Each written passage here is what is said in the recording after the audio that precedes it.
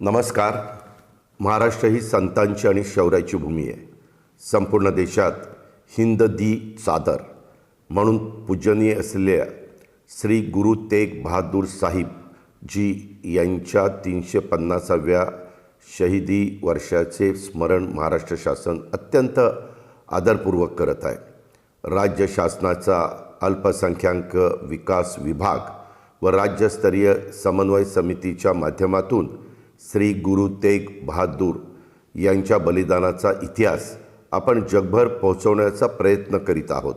नांदेड येथे 24 व 25 जानेवारी रोजी होणाऱ्या शहीदी समागम कार्यक्रमासाठी राज्यासह देश व आंतरराष्ट्रीय स्तरातून भाविक येणार आहेत.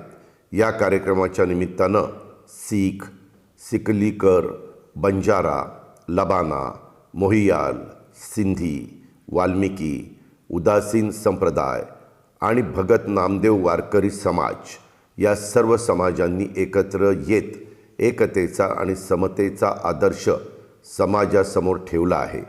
या कार्यक्रमाच्या निमित्तानं अनेक समुदायांना एकाच व्यासपीठावर आणून सामाजिक एकात्मतेचा नवा अध्याय राज्य शासन लिहित आहे. आपण सर्वांनी एकत्र येऊन हा शहीदी समागम कार्यक्रम यशस्वी करूया आणि श्री गुरु तेग बहादूर यांच्या शहीदीचा इतिहास सर्व स्तरावर पोहोचवण्यासाठी प्रयत्न देखील करूया.